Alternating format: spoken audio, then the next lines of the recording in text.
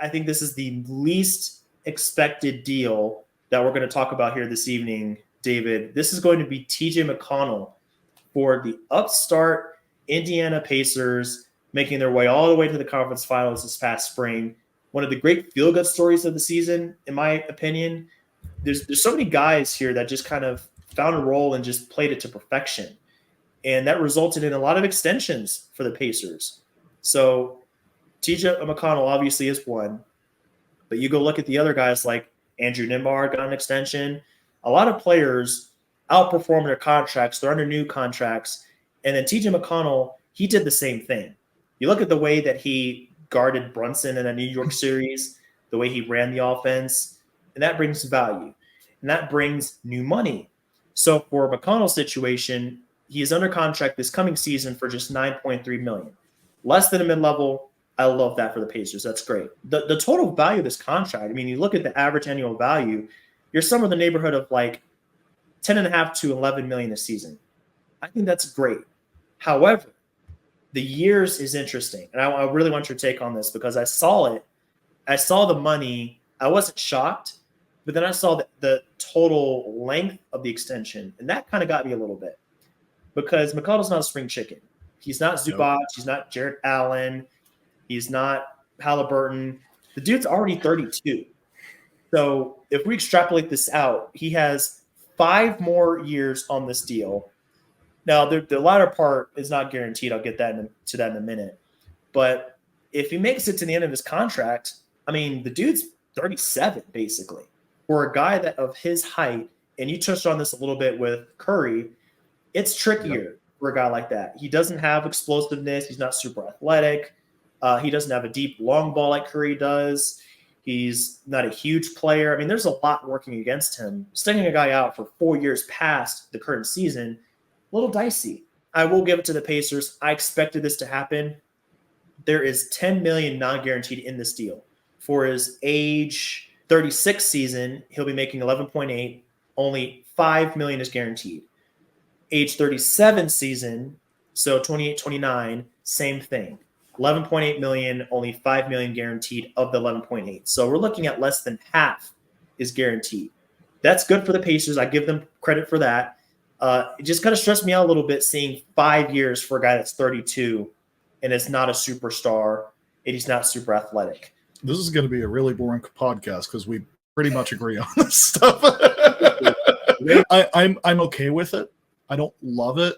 For a lot of small market teams, and I think the Pacers in particular value keeping their guys, having a steady core, being, always on the edge of contention. If things break right, you can make a run, but never being like truly, truly bad. I mean, not that they haven't been, but they try not to be. And I think McConnell's kind of an extension of that sort of philosophy. They're like, okay, it might be a little long, but we know him. He fits in our system. We understand what we're getting from him. The back end, if it becomes an issue, we have a little bit of insurance built in. I think like the Thunder do this as well. They're okay with paying a little bit more on an extension for a guy if they like him. The Thunder infamously did this with Kyle Singler, which turned out very, very badly. But but like Steven Adams is an example, or like there's a bunch of guys Nick Collison, there's a bunch of guys that they've done that with, where Collison's maybe a bad example because he was actually pretty good value. But I think the Pacers, they like their guy, they have their guy, they're happy to have him. If they're going to take a little bit of a risk on the back end, they're okay with it. My question's more the rest of the roster. The Pacers were very bad defensively last year. They were a little better after they got Siakam. They actually got a little bit out of Wiseman, which I was not expecting. There's a few guys on that roster that could have some upside. The question becomes, they didn't completely stand pat this year, but they're pretty close. The question becomes, is this a team that has more in the tank? You're kind of running it back mostly with similar guys. I would not bet against them because Carlisle's a good coach. They've got a good front office. I like a lot of the guys on that team. They have the pieces to do well. The question is how well. a lot depends on some of the young guys really stepping up. So we'll see. Yeah, it's really interesting how this team is built. And yeah, I mean, your first point about like how consistent they are, I think really stands out. You look at how the Pacers have operated. I mean, as far back as you can think, they have very few Detroit Piston type seasons, like 20, 25, like 27 wins. That doesn't really happen for them.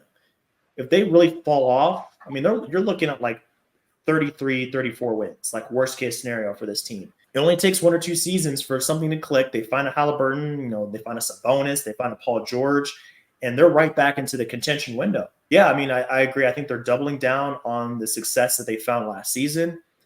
This team fits really well together. They have a lot of depth. They're still pretty young. There's upside to be tapped into. Jarris Walker, I think James Wiseman still has something to offer. I agree with you on that. Obi Toppin has really exploded with them. Yep. I love what he's brought to that team. Naismith, same thing. He's found his role.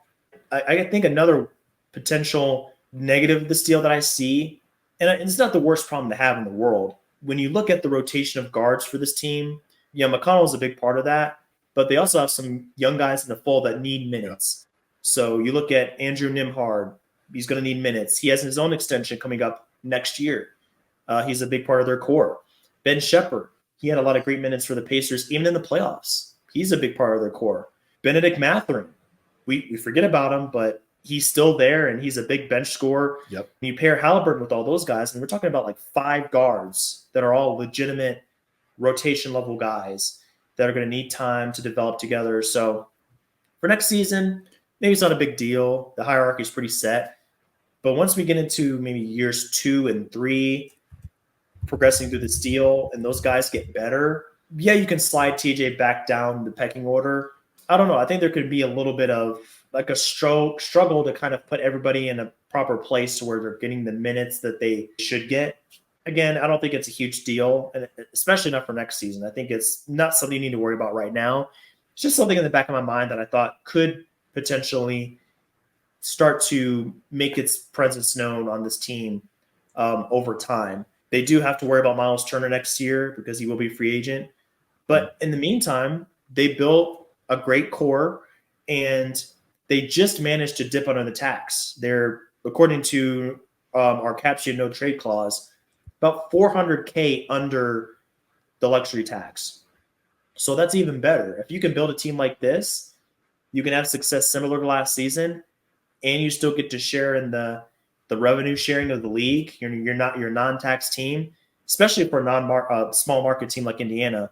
That's huge. The pressure's on because now you're starting to pay all these guys big money, and people know you're coming. But if they play their cards right, I mean, they're going to be a force to the East for a long time.